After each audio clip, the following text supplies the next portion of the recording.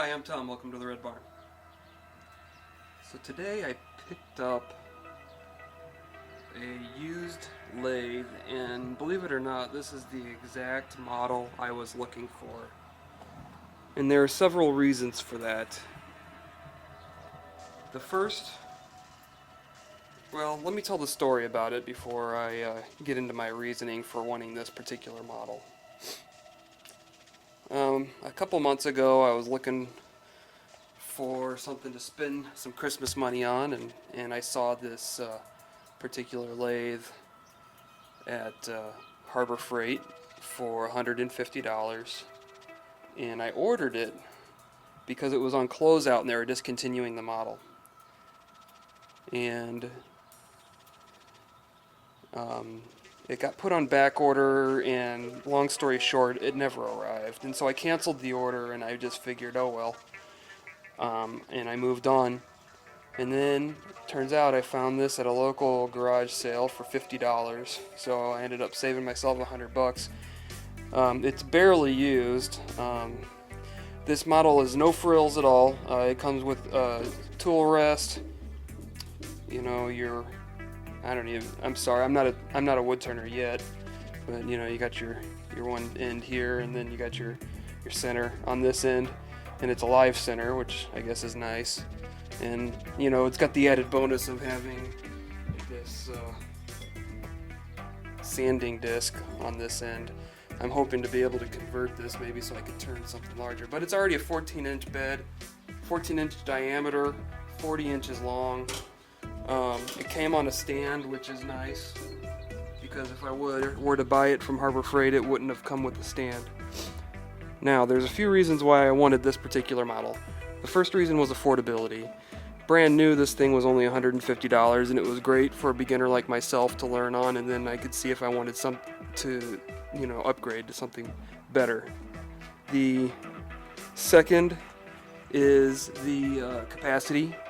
Like I said, it's a 40-inch bed, which, you know, I think is pretty good, especially considering a cast iron model, which would have something this big would have been extremely expensive. Now, before I give you the final reason why I wanted this exact model, I know that, first of all, being a tool from Harbor Freight, it already comes with its fair share of complaints and drawbacks. And then on top of that, the way it's been constructed, being the cheapest available model of a Harbor Freight tool, probably is working against it. But again, I wanted this specific model, and I will show you the reason why right now.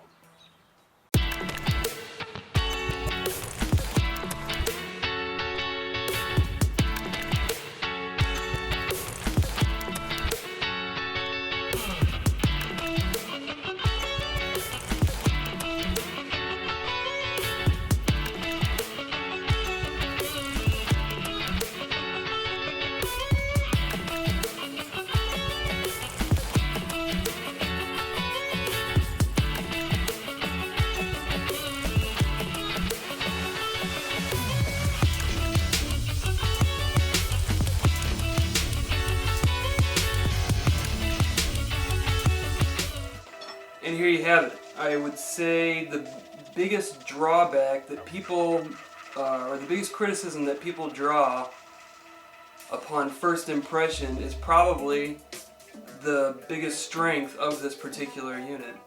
Instead of being made out of cast iron, and instead of having cast iron rails, this is tube steel. It weighs virtually nothing. I mean, compared to a cast iron one, for sure.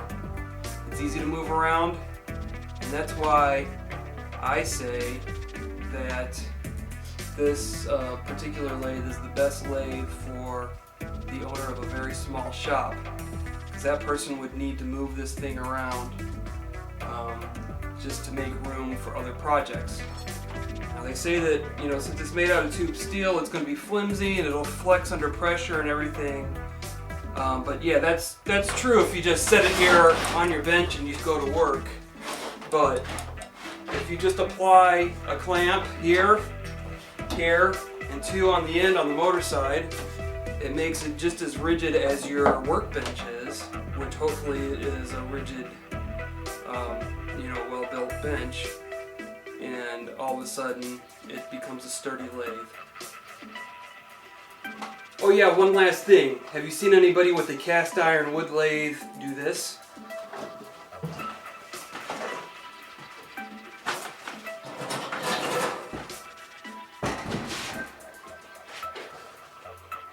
Didn't think so.